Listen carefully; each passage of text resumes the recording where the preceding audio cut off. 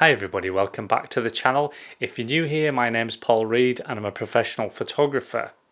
I'm going to get right into this today because I've been doing some street portraits, and what I really want to do is show you these photographs and just tell you where my head was at when I was taking these portraits, what I was thinking, how I manipulated the scenario in order to get the right lighting and the right background.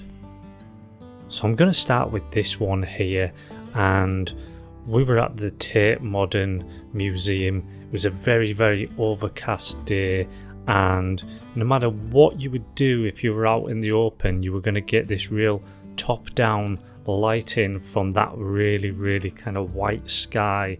And what that does is it means that the eyes are going to always be really dark, and what I needed to do was do something in order to get the subject out of that sort of scenario where all of that light was coming from the top down. So I kind of scouted out a few different places, and actually anywhere where there's just a bit of an overhang can usually just take away that light that comes from the top. It kind of acts like a bit of a big softbox and then pushes it to their faces and into their eyes. So that was kind of my first thing that I was doing there. But I love this portrait. As you can see, there's light in the eyes, and this is one of the things which I'm always trying to get, is that light in the eyes. As you can see here, this is the same subject but just underneath, just on the entrance to the Tate there. And like I say, these are the ways that I kind of manipulate that light in order so that it actually is reaching the eyes rather than it coming from above. Just a great subject this, and you know, just the style really caught my eye straight away. This portrait again, just the same sort of place, and I kind of was hanging around here at that time because I knew that at least I've got the light here and I've got the foot traffic. So another great portrait. And I think, you know, whenever I think about these things afterwards, I start thinking about things. Man, I wish I'd just asked for him just to maybe take that bag off.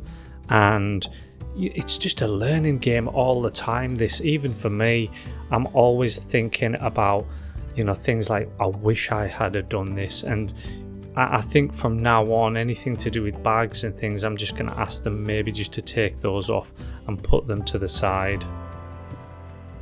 And this girl again, what I tend to do is ask couples or groups of people, and these subjects don't come along often, even in heavy foot traffic areas. So it's really good to just make sure that you jump on that and ask them to pose for a portrait. I didn't get one no that day, and I don't think, you know, maybe I've got one or two ever, people who have said no. But as long as you approach them in the right way, also approaching the right people, because, you know, people like this usually aren't going to say no. These were in a rush to actually get into the Tate, and, you know, but they still were up for posing for the portrait. Most of the time I will spend quite a bit of time with the subject. This one I couldn't do that because they were in a rush. They were trying to catch one of the exhibitions there. So this was I love this portrait. Again, look at the light in those eyes. Just outside, that's just kind of underneath, like a little bit of a bridge there, and again, that's manipulated that light so that it's not, you know, just all coming down from the top, and then the eyes are really dark if that happens. So putting the subject underneath the bridge is the best way to do this. Plus, you know, this is a really cool location. It's just by the Thames there, just along the way from the Tate, and I wanted to get her full style there. You don't see me often doing full-length portraits, but I just thought I needed the whole picture of this, and I'm really pleased with the results. Now, what happened here was, it was again two people that I approached. So there were two girls, and both of them, you know, were looking like compelling subjects to take photographs of. So I approached them. I said what I normally say, which is, you guys look amazing, I would love to take your portrait. And then just is that all right? And then showing the camera. And honestly, I hardly ever hear anybody ever say no to that. Now, where I actually came across these two girls was actually further along, where the background was rubbish, but I knew that they were walking in the direction of this location here. So what I did was I said, are you walking this way? And they said, yeah. So I says, well, actually there's a better place to take the portrait down there. And I knew again that I could get them under that bridge to stop all of that top down lighting coming. So this guy, he was just sitting on a bench, and I just kind of liked the look of him. And again, I just says, you know, I would really love to take your portrait. As you'll see here, this is me again trying to just block that light that would be coming from that overcast sky that day. And what I've done is I've just put him into a doorway there. But what I tend to do is maybe do 3 different positions, and that does 3 different backgrounds and 3 different, you know, different types of light as well. So I did that one, and I did this one again. Now he's facing upwards there. See, because he's sitting on that step, he's looking up at me, and because he's looking up, then that means that even that overcast sky is going to, it's going to light the eyes. But if he had been standing up and looking straight onto me, then there'd been no light in the eyes, and that just isn't great for me. And that kind of gives you more of an idea of the lighting situation that's going on there. However, there was some trees that were going over from the left hand side and just over him, which then did mean that, you know, that light did go into the eyes there. Great guy, and you know, again, just straight away just said yes to the portrait. This girl was sitting painting just near the Thames there. Now I couldn't move her, and I always do actually move people. So when I do street portraits, I actually make sure that I move them from where they are if that place isn't good. Now there's a bunch of things which annoy me about this, and you know, I don't know if you kind of notice them straight away. For me, you know, that bridge going kind of through her head, that really annoys me. But I just couldn't get a position, really, certainly for a close-up. I tried another one where I kind of put her head above the bridge and kind of include the painting and things like that. But then putting her in that position, the lighting wasn't as good, because I needed her to be kind of facing out towards the water there, because that's where the light was coming from, the buildings on the other side blocking that light. So as you can see with something like this, the eyes aren't lit really, you know, you can see them, but they're not lit well. And what that means is, if that was a close-up portrait and I was kind of shooting that way with the better background, then there'd be no light in those eyes. I know you could use a reflector, something like that, but at the same time I kind of try to travel as light as possible. Once again, you know, she's an artist, so she's not going to say no to somebody who asks to take a photograph. This was just one of the guys who was on one of the workshops with me, and we were just underneath this bridge. I've took photographs under this bridge before, and I was just kind of demonstrating. Again, it's under a bridge, and once you kind of get under a bridge or something, then all that light is going to be coming from the right area rather than it being from above. So look at the eyes again are lit. I absolutely love this portrait. So this was at the Barbican, and this is a completely different lighting situation. Again, it's, you know, it was a very, very sunny, the sun was quite low down. So what I tend to do is shoot into the sun, not directly into the sun, but I'm gonna need to kind of probably shoot kind of into the sun, because what I don't want is that harsh sun on their face. You can see that sun just just on the kind of her back and the shoulder, and then just spilling onto her face there. But you can get some really nice portraits sometimes if you just shoot kind of more, backlit than front lit, and I really do love this portrait. Again, no problem at all when I asked her to pose for me. Now, seeing a subject like this, I'd be kicking myself if I hadn't have asked her, and in fact I almost didn't, because basically I saw her, I was on the phone at the time, and I just seen her pass, and I thought, oh no, because subjects like this just don't come along often, subjects that you kind of think, oh, I'd love to take a photograph of them. This was another one, just from the same sort of angle, but just having a little bit of fun there.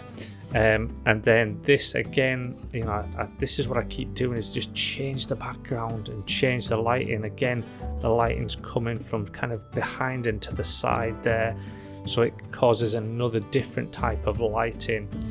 And I just absolutely love those portraits. So this was at Camden Town in London, and I saw two people again kind of walking along, and I thought, right, I like the look of both of them, so I'm just gonna say again, you guys look amazing, I would really love to take your portrait. Again, just a yes straight away. They were already standing next to this black wall, which is just near the tube station, and I just thought, right, I've got to do this. And right subject, right background, and I'm pretty happy with the lighting here. Now that lighting is kind of coming from from the kind of in the shade there, because the tube station is actually blocking the light, but it has caused a nice light there. And what I like about this one is all of these times where sometimes we're almost trying to get a plain background for the subject, but sometimes it's nice just to include the street in the photograph. And this was the girl who was there, and I took some portraits of her as well. Again, just did both of them in the same lighting situation, same kind of background, and then I changed things up again just to use that black kind of rusty kind of looking background as the background. Now, I love this portrait. This is like for me, my type of thing to do with the way I like my portraits to be. I love that kind of symmetry to this image. I love what she's wearing there, just into the knot at the bottom there, just really just is great. And again, you can see kind of how well lit that is, but I never use any kind of studio lights or anything. I've just got to deal with what I've got to deal with. But that switching from one angle then to another changes your background, and it changes the lighting. And then they did the same with him as well, and just fantastic subjects, and the background really complements it. This was another shot which I took in Camden, and again, no problems at all. Just went up, says, I'd love to take your portrait. Next minute I'm taking the portrait. So this is an interesting one, and there will be some film photographs which I'll show you kind of coming up, and I will show you those. It's one particular photograph, and it's against kind of a busy background, something that you don't normally want to show, but in that case I actually did, and I think it's actually probably the better shot of the two. Back under that bridge again here, and what an amazing subject this is. And I saw again, it was a couple that walked along, and it's just so much better if you're asking either a couple, 2 people, 3 people, 4 people, because then you're getting 2 portraits for one time you ask. And this guy was just looking incredible, and I just thought I need to take his portrait for sure. And that's just a closer up there, but again, look at that light in the eyes, and that's all because it's kind of under the bridge there, and because it's under the bridge and it's kind of maybe reflecting a little bit off the ground as well, it's really kind of lit up those eyes. This is the film shot. This was taken on Tri-X, it's probably a better shot. I don't know, it just looks better somehow than the other photograph I took of him. But if you kind of look at this one, then you know this would be something that I probably would avoid usually, because that's a busy crowd all behind him. But I actually really dig this photograph. I think it's actually, you know, really cool. The reflection in the glasses maybe annoys me a little bit, but still, I do like it. And this was a film shot of the other subject, which I did as well. So again, that's taken on Tri-X. Really love this portrait, and again, yeah, I do like the look of film a lot. Oh, surprise, surprise, here we go. So here's some colour shots. I just felt, you know, that I really wanted to take this girl's portrait in colour just because of the red hair, and I took this using Portra 160, a Nikon FM2 with a 50mm 1.1 lens, and I shot it around f2. But I really love the colours, and I love the look of Portra 160. I actually developed this myself and scanned it myself, so I'm pretty proud of myself for these ones. Really like these, just love those colours. Do like his probably more in black and white, and I think just because I had the film camera out, I kind of thought, well, do you know what, I'll take some of him with colour film. But I think the black and white ones are definitely more suited to him. Don't forget, I've got my photography online course now that's going to be available at the end of the month, on the 31st of August. So that's going to be an amazing course where you can just go on there and you can go through all the lessons that I've laid out. There's going to be video, there's going to be tutorials. It's going to be absolutely amazing. I'm so excited to be releasing it. You can pre-order that now for just £30, or you can wait until the 31st of August and it's £50 as the release price. Thanks again, everybody. I'll see you next time.